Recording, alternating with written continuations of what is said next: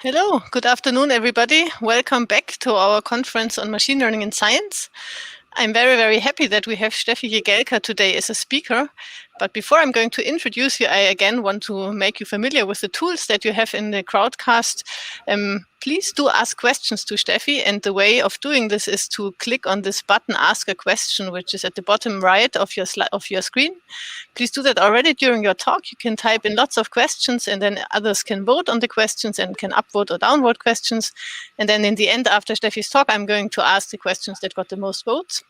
And for me, it's helpful if the questions already come during the talk and not just when I'm about to read and present them. Okay, by now I think also our YouTube stream should be live and running, so we can start. So it's my great pleasure to introduce Steffi to you.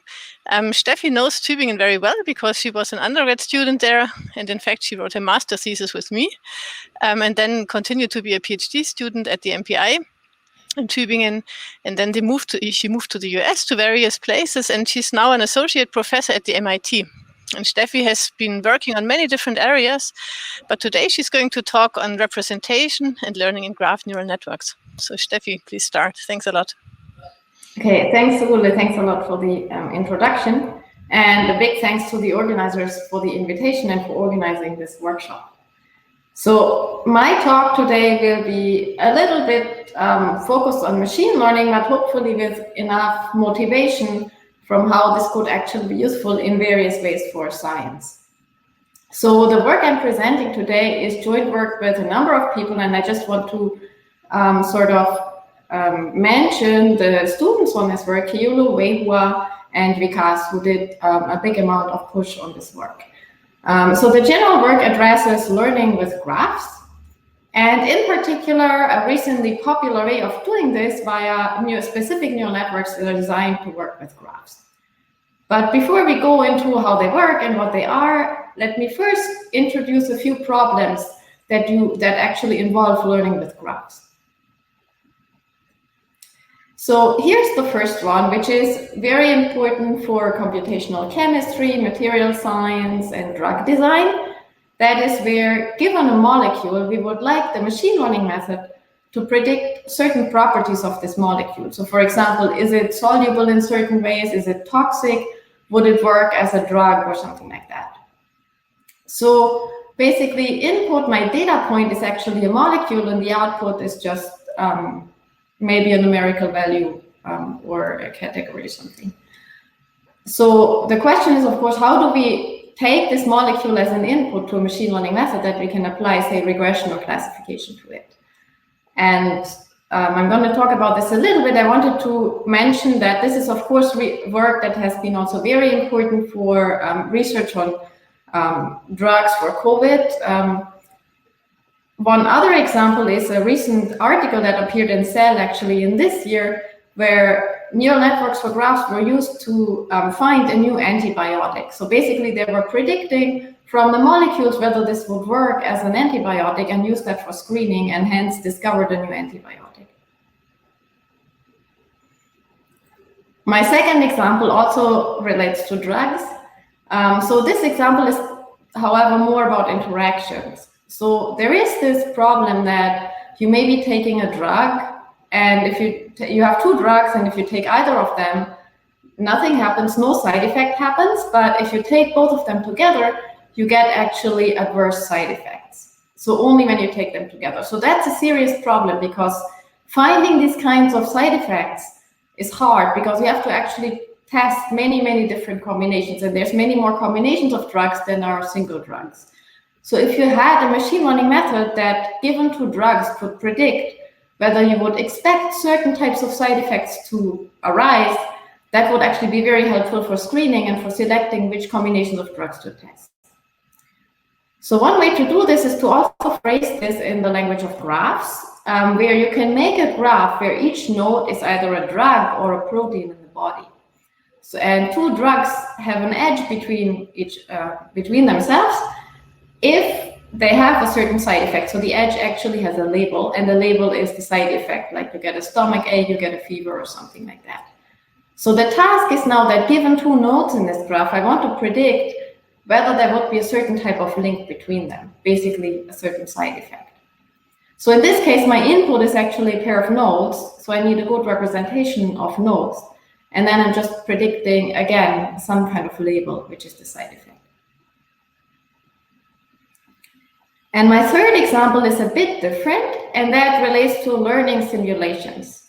So this is something that comes up, for example, in physics, where we have big numerical simulations, and it's difficult to run them. And what people have started looking at is, can we have the machine learning method essentially learn the PDEs? Can we have them learn how you transition from state to state, what is actually going to happen? And the way you can do this for fluids like water or for sand or many other materials is that you actually model this via particles, and each particle ends up being a node in the graph. And then you basically apply a graph neural network to get a good representation of the current state, and then you use that to predict the next state. And here you connect two particles if they're close together in space at the current time point. So these are just 3 examples, and the thing that they have in common is that in all of these examples we have some kind of input graph. It comes from some application, and we would like a good representation of the nodes in the graph or the entire graph itself. And it turns out that that's actually very related. What we also may have is that we have side information for each of the nodes in the graph. Like in a molecule, we know, of course, what kinds of atoms these nodes are. So we may have some information here in the physics example. We may have something about their acceleration, some information about their location, etc., etc.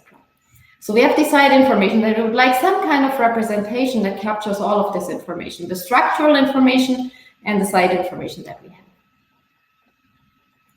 So this is typically done with graph neural networks. That's one way to do it, and I'll briefly introduce what they are and how they work. And then I'll summarize some of our recent work that's trying to understand some of the theoretical properties of these graph neural networks, meaning what kinds of functions can you actually learn with these graph neural networks? And how well do they learn? How many samples do they actually need? But let's start with what are actually graph neural networks. So the closest, if you haven't heard about graph neural networks, the closest you may be familiar with are convolutional neural networks that work on images. The relation is that you may actually view an image as a graph, where every pixel in the image is a node in the graph, and you connect 2 pixels if they are next to each other in the image. So you get this kind of grid graph. And now a convolutional neural network, what it actually does is it looks at little local patches in these grids, and it gets a representation for each local patch. And it actually uses the same operation on each of these local patches. So that's your convolution operation that you actually learn. And based on these local operations, which could be, for example, edge detectors, something like that, you build a representation that uses this information. So you sort of build it hierarchically based on locality. And this is something that's actually a very good idea, because a lot of the information in images is actually local. And the same may actually hold for more general graphs. But there's one important difference, or actually 2 important differences between general graphs and the graphs you get from images. And the first thing is that in an image, the way I depicted it here, every node has 4 neighbors. You may, like, not at the boundary, but you may pad it. So essentially you can think of it as every node having 4 neighbors. In a general, say, social network or in a molecule, not every atom has the same number of bonds. In a social network, not everyone has the same number of friends, so the number of neighbors in a graph is actually very different. The second thing is that in an image, I know exactly which pixel is above me, which is left and right, and at the bottom. So I actually have a lot of spatial information, and I can treat my left neighbor different from my right neighbor. And in a general graph, that's not the case. There's no natural ordering between my friends. Unless I have some extra spatial information, there's no natural ordering. So I have to use some kind of local operation that is independent of the number, like basically that works for any size of friend, any number of friends, any size of the neighborhood. And that is also what's called permutation invariant, meaning it doesn't rely on actually knowing a specific ordering of my neighbors. So I have to basically do the same with all of my neighbors. to represent them. So we'll see how that works. That's the general idea. So we'll stay with the locality, but we have to generalize this a little bit that it actually works for general graphs.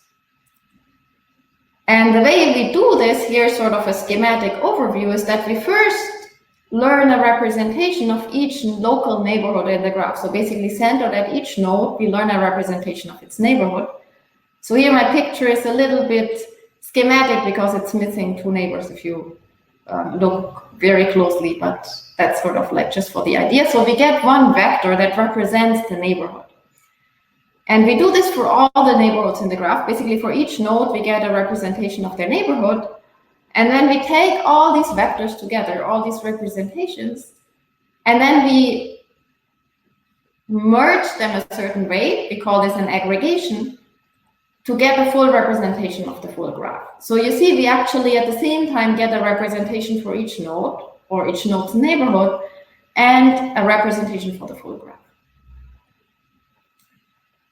So let's look a little bit more about how this actually works. So how do we get a representation for each neighborhood? So the way this works typically is via a message passing framework. So what we need is that each node takes the information from its neighbors and represents it. So we can actually do this in rounds. So in each round, each node collects the information from its neighbors. And in the beginning, that information is just the side information that we have from the neighbors. Say, what are these atoms? And it combines them with its own information.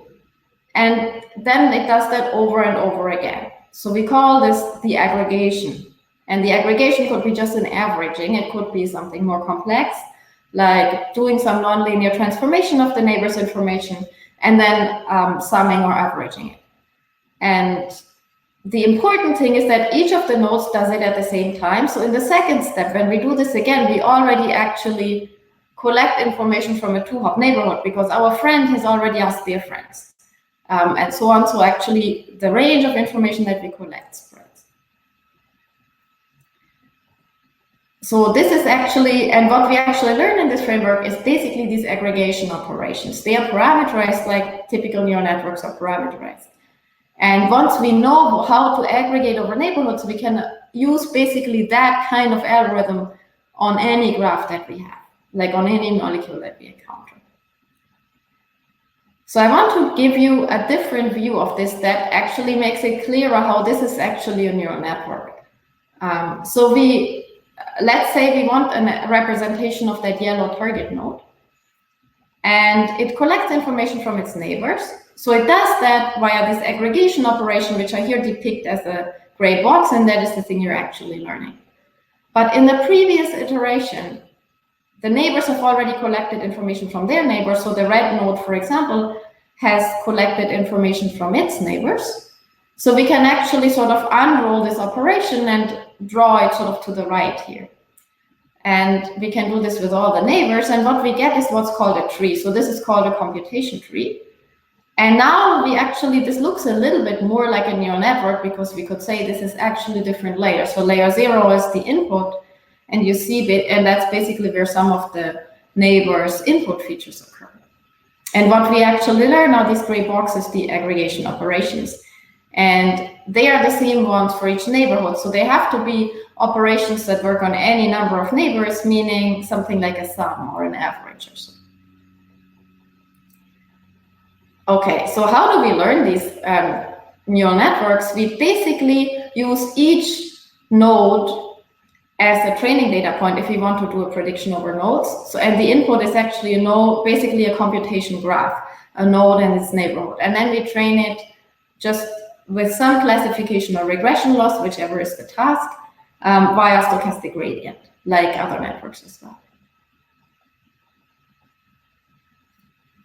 So the first question that we were interested in is, how good a representation is this? So from these neural networks, graph neural networks, we get a vector representation, say, of the full graph. How powerful is it in the sense that if I give it two different graphs, will it give me the same representation or different representations? Because if it gives me the same representation for the two different graphs, I will never be able to learn a function that assigns different labels to these two different graphs. So let's say these are two different molecules. I would always have to make the same prediction for these two molecules because they end up with the same representation, and that's what I'm basing my predictions on. So it's important to understand sort of where do these collide and what kinds of graphs can these actually distinguish. And that actually goes back to thinking, how do we actually represent a graph in these neural networks? Basically via a collection of computation trees. So remember, the way we build the representation is that we take each node neighborhood, we represent it, and then we take all these vectors together and aggregate them in what's called the readout as a representation for the entire graph. So essentially, it depends on how discriminative is my collection of neighborhood representations, and this is basically the collection of these computation graphs that we just built. So basically for each graph, I get a collection of these trees, where basically starting from each of the nodes in the graph. And now if two graphs differ in this collection of trees, they're actually different, potentially different in my representation, depending on how we process them. And the first question is, how good is this kind of representation with these trees? And you may think this is actually pretty good. It may be looking very different for different graphs, if you think about it a bit, but there's extreme examples like the ones I have here, these little graphs where each node has the same number of neighbors. They're actually different graphs, but there's no way to distinguish them via these computation trees. So there's special cases where actually this fails. There's only a few, but there's some. So you can formalize this as basically saying, in the best case, sort of if we do the best learning we can, these aggregation-based graph neural networks are at most as powerful as a popular graph isomorphism test. So graph isomorphism test meaning that I get two graphs and I'm trying to say within like a reasonable amount of time whether they are the same or not. So there's one technique called the Weisfeld-Lehmann test, which is quite successful and well studied, and it does basically a similar thing as these neighborhood aggregations, but it's not learned. So that's in some sense a good result because this graph isomorphism test is fairly powerful, but it's also a bad result because it means there's failure cases. We like these very irregular graphs here. So the second question is, say this is a good result. There's now different ways of doing these aggregations that have been occurring in the literature. Are they all created equal? Do they all give sort of the same discriminative power? So let's look at two examples. So that is, I take my neighbor's information, I apply some transformation, the same to all the neighbors, and then I take an average or I take a max of the neighbors. That's two of the popular architectures. And now let me show you two simple examples where this actually fails. So here's two graphs. And let's say the colors of the nodes are the input labels. So they could just be like 1, 2, 3. So basically the input node feature. So green is 1, blue is 2, and red is 3. And now what I do is I try to compute a representation of the blue node, and I take the average of my neighbors. I get 2, 1, basically the average of a 1 and a 3 is a 2. The average of 2 1s and 2 3s is also a 2. So they are actually the same. So basically, I get the same representation for that blue node in both graphs, even though they're very different.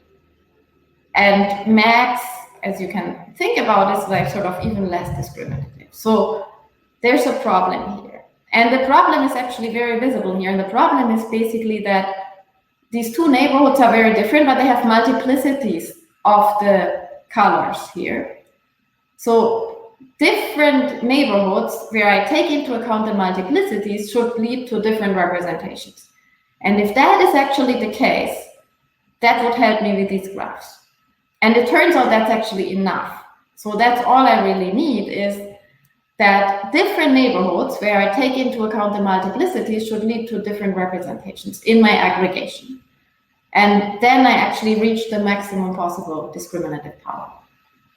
So that's a sort of simple looking theorem, but it's actually interesting because it helps us design better graph neural networks.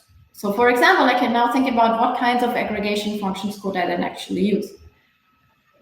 And one way I can build on there is that basically each of these neighborhood aggregations can be written in a generic form. So it turns out I can express any of them in the following form, that I take each of my neighbors' representations, little x, I apply a nonlinear function, then I sum them up, and then I apply another nonlinear function. And then it just depends on how powerful is basically that nonlinear function. And it turns out you can actually sort of tie the f and the phi together here, but I wrote it there for clarity. So basically, if the phi function is powerful enough, meaning it's injective, you can actually reach this power. So basically, when we learn, what we actually learn is this phi function. When we learn it, we have to use a powerful enough function class, such as, for example, a small neural network. So let's just see what this actually means in practice. So now I take this generic representation of my aggregation and I exchange the sum for something else. Sometimes I use sum, sometimes I use maybe an average or a max. And I take this phi function and I use a small neural network, which is sort of very powerful to approximate a lot of functions. Or I make this a more and more restricted class of functions that's not as powerful.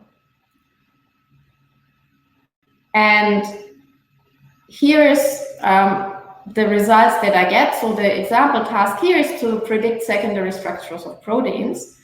And I'm looking at the error I'm getting in the training data.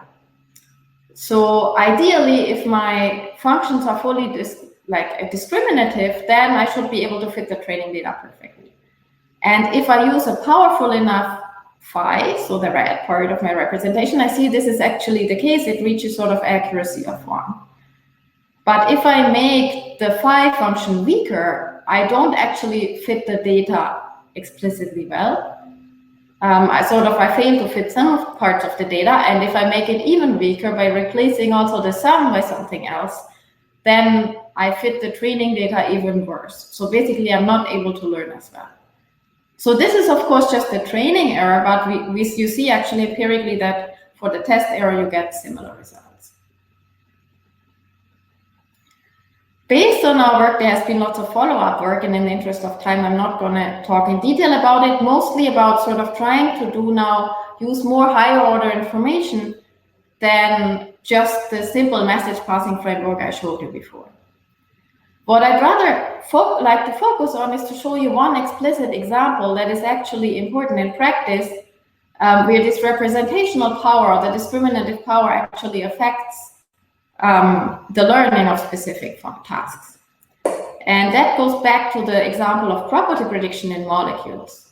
So again, the input is a molecule, and I'd like to predict certain properties of that molecule, like does it have certain reactivity, would it work as a drug or so. And what is often important there is sort of like certain rings that it has, certain little motifs or subgraphs in that molecule. And that is essentially what the neural network would have to actually detect or identify. And now I can phrase this a little bit more broadly and say, would such a graph neural network be able to answer the question, is there a certain cycle in my graph or in my molecule? Is there basically a certain type of subgroup in my molecule? And you can generalize this to various other questions related to the properties of the graph. And it turns out with these simple message passing neural networks, it's actually not the case. They cannot actually learn this kind of task very well. So there are examples of graphs that differ just in that particular substructure, and they cannot distinguish them. So they cannot actually learn this kind of thing, which is a very important thing to be able to capture, very important information when you look at these kinds of tasks. So actually, as a result, when people do use graph neural networks for predictions with molecules, very often they use sort of more information about the structures or use like subgroups as the actual entities in the graph. Okay, that's all I wanted to say about the discriminative power and the representational power of neural networks, which was some good news and some bad news. Now I would like to show you one last result for functions that the graph neural network can actually learn. And one other question that we care about in learning is how many samples would I actually need to guarantee that it will generalize well. So what does generalization mean? Typically, we give it a number of training examples, but we would actually like the neural network to really learn the underlying mechanism and be able to predict data that we haven't seen that is similar, that's basically from the same distribution. And that's called generalization. And an important question is, how much of the training data do I need to see before this is actually reasonable? So this looks maybe very scary, but let me just show you how typically this looks like. So bounds like this look like. So on the left-hand side, we have this expected error that you would get on new examples. On the right-hand side, we have the training error. And ideally, you'd like them to be close, because what you're minimizing is the error on the training data set. And then you have these two other terms in there that should decrease with the number of examples you see. And the question is, how do they decrease? What do they depend on? So the rightmost term you can ignore, that's sort of a standard thing. And the thing that is important is sort of a measure of the complexity of the model. So basically, if the model is very well able to fit a lot of functions, then you will need more examples to learn it. And in a nutshell, so one way to measure this is called the Rademacher complexity. And now, how do we measure this complexity of a graph neural network? Measuring complexity of neural networks is actually a non-trivial topic. There's been lots of work on feed-forward networks, not so much on actual graph. Actually, no work, except for one, no work on graph neural networks. So what we could show is that with some assumptions, you can actually reduce this back to our computation trees that are so important for seeing what kinds of tasks the neural network can actually learn.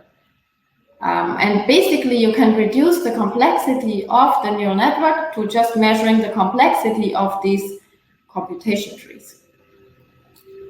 And then these are slightly easier to measure. So I'm not, of course, going to show you all the proof. What I'm going to show you is just a rough idea what this complexity depends on. So the little m here is the number of examples you see, and it should shrink with the number of examples. And then it depends linearly on a few important parameters. So it depends on the depth of the network. It depends on the dimension of the input, and it depends on the degree of the graph, meaning the number of neighbors that any node can have. So I have three different numbers here in these parentheses. They are basically for three different regimes that depend on the weight matrices in the network and some parameters like the Lipschitz constants in these nonlinearities. So basically some parameters of the learnable functions. What is interesting about these bounds is that they are actually very related to what people have found for recurrent neural networks. So recurrent neural network is a neural network for representing, say, time series or sequence data. So basically a neural network for not encoding graphs, but sequences. So just actually a line graph. So the relation is actually the difference between these two bounds is that there's the degree in there, the d, the little d. And that directly relates to that you can actually view this, essentially this computation tree as a sequence with branching out with degree. So that's basically the difference. But otherwise, they are actually very, very related, surprisingly. And these bounds are stronger than some of that existing paper I mentioned that uses some other classical theory to trying to bound the complexity. So I wanted to just briefly mention another result on the generalization power of graph neural networks. So one is a general complexity measure.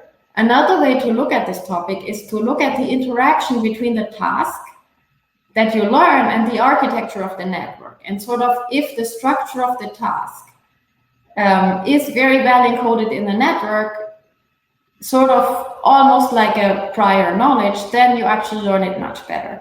And this is something that's very relevant for things that people have been looking at, learning actually algorithms, learning to find, say, shortest paths on graphs, or for learning simulations. Basically, if your neural network structure is such that all you really need to learn are very simple functions, then you actually generalize better, empirically and theoretically.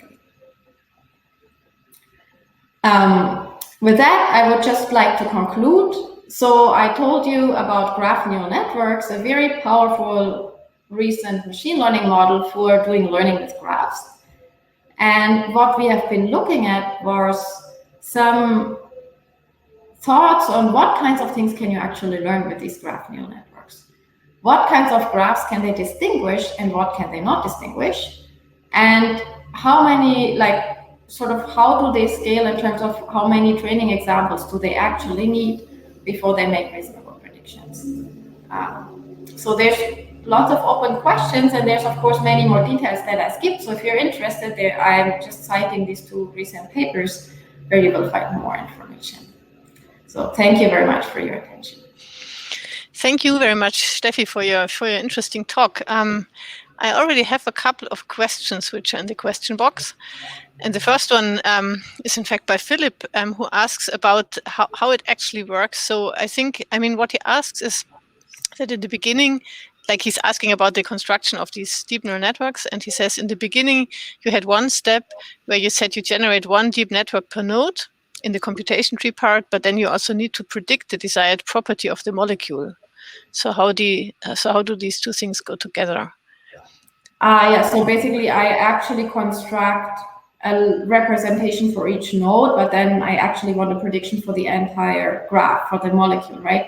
So this is a step that I sort of like only mentioned briefly in the beginning. So if we, maybe I can just do this. If you can still see this, I can go back. So there's 2 things. So once we learn a representation for each node neighborhood, and then we actually do the same kind of aggregation. This was this part here. Okay, I don't know if you can still see this. Yeah, we can. Okay, sorry, it went to the beginning. So basically the idea being that, so yeah, I meant this slide. So we construct these node neighborhoods, and then we take the representation of each of the local neighborhoods and combine them into a representation of the full graph. And this is essentially a similar type of aggregation that we do when we collect information from the neighbors. So it's basically the same kinds of thoughts apply to that, and then we get actually a representation for the full graph, and we can base our prediction for the molecule on that last representation. So that is how you do it, and that's basically the same type of aggregations that we use for the node neighborhood. So you could basically, on all these little computation trees, if you want a representation for the graph, you could sort of make one more layer that collects all these node representations and combines them into a full representation. Mm-hmm. And then if you would have, for example, like many different molecules, you would generate one graph for each of the molecules, right? Yes. And then the question, maybe that might be a follow-up question then, is how do you train that? So you have now a different network for each of the molecules. So how are you going to train? Yeah, that's a very good question. So the thing is that what you actually learn, the only thing you really learn is these aggregation operations.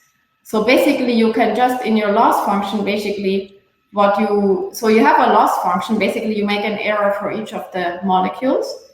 And then the prediction function is a function of basically these aggregation operations. And you can basically just back propagate to those. So like it's the same actually for the nodes if you would do it node wise. So you have sort of a computation tree or a representation for each of the graphs. And they all use the same aggregation operations. That's the thing that you learn. So that's the important thing, is that you share these aggregation operations. You learn this gray box once, and you use it for all the molecules that you have. And hence, this is sort of the parameterized thing for all your molecules. So you can basically think of it as your regression weights in a nonlinear sense, and each of the molecules being the data points. So you have the same kind of regression weights, you have the same kinds of aggregation operations, and those are the things you're actually learning. Mm-hmm. Okay, thanks. So I also have a question.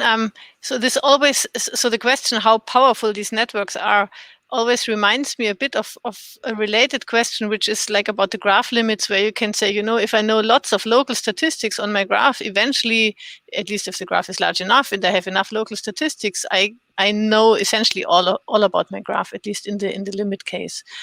So the question here is also like this aggregation information. I guess you have a parameter for example, for how large the neighborhoods are. So are there any kind of results that tell you I mean, it's somehow obvious that if the neighborhood gets larger, you have a more powerful aggregation operation, then the whole thing gets more powerful. But are there any results that sort of try to play out these local statistics, or maybe versus global statistics, where you could say, like, there are certain global statistics about a graph that I perhaps could not be able to learn because I just look at local things? Yeah, that's actually a very good question, and it sort of relates to many things. So there is different approaches to doing graph neural networks that actually uses spectral information and tries to do basically polynomials of the Laplacian or so. So these are a bit different. They can actually capture different things. So that's important information. So some of the things that I mentioned here don't apply to them. And as I said, some people that try to use like higher order statistics. The other thing is, though, if you look at these neighborhood aggregations, there's another phenomenon that happens, is that if you do a lot of them, the neighborhood you're aggregating from is actually very large. And the specific aggregation operation, because it has to be a permutation invariant, is actually very restrictive. So essentially, it's more or less an averaging of the neighbors. Like, you can do something for the different features of the neighbors. So if you make this very large, more or less, like intuitively, each node is sort of averaging overall all the graph. So it becomes actually less discriminative. So there's sort of a sweet spot, a bit depending on the expansion properties of the graph, whether you want to do a lot of aggregation operations and sort of expand a lot, or you don't want to do that. And so that also plays a role, because the aggregation operation is still somewhat restrictive because of the permutation invariance in capturing certain things. So yes, and there's like some ideas in between of using higher order information. Thinking about the actual graph limits, I'm not exactly sure if anyone has looked at that. There's a huge literature. I haven't also read all of the papers. Would be an interesting question too. I don't actually know.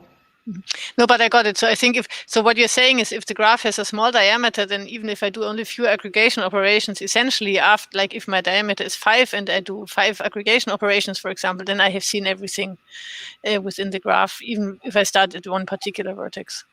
Yeah, and it also depends a lot, basically, if it's a very well-connected graph, a few iterations, you've basically covered even a large network. But if it's something that's more like a tree, then it takes actually a lot of iterations to sort of cover the entire graph. So it depends a bit on the graph structure too. And you can actually make this, like, you can have extensions of your GNN that actually adapts the number of steps you take to the structure of the graph. So it sort of learns how many steps it should be taking.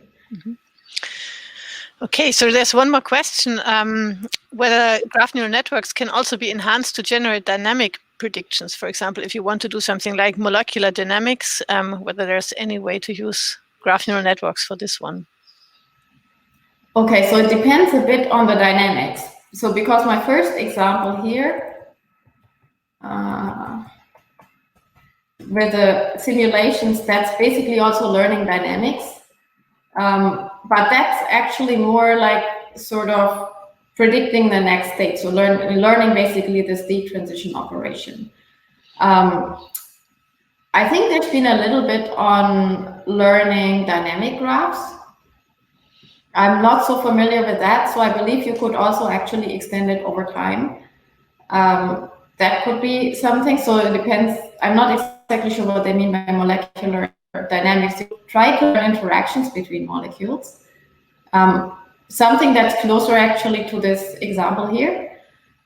Or you could learn basically how a graph changes over time. So this would be maybe how the molecule changes in a reaction. So the reaction prediction has actually, like, there's some work on that. Learning, the other one I would basically relate to learning like dynamical systems like that, yes. Okay, and here's the last one, a slightly technical question, whether you can solve the aggregation problem by using, first of all, something like a min-max aggregation, but then additionally providing the number of adjacent nodes to the GNN. So you not only take the min-max, but sort of you also tell the vertex what is the number of the neighbors that went into this computation. Yes. Actually, you can do this with this operation by just saying each node has an extra feature, which is just a 1, and I'm summing that extra feature. So that would actually give you the number of neighbors. Mm-hmm. So in principle, with these networks, you can, like, if you do summing, you can count the number of neighbors. That's possible. You need that feature, or you need to somehow learn to just say, like, my only operation for this neighbor is like replacing the input with a 1 and summing that up. That's a function you can learn, like you can have. In principle, that representation can count the number of neighbors. It may sometimes take a while if all you want is the degree to actually learn that still. Mm-hmm. So it still needs some training for that, yeah. Okay, I think we went through many of the questions we had here. So then, Steffi, I would like to thank you for joining us today. It was really great that you came, even though not physically, but virtually to our conference. So it would be nice to meet you again at some place not virtually, but really. So let's cross our fingers that this is going to happen at some time soon. And so I'd like to close the session for now. The next talk is going to be by Bedata, who is a research group leader in our cluster, and it's going to start already in 3 minutes at 4:30. So stay online, and please also join us by watching Bedata's talk later on. Thanks a lot to everybody.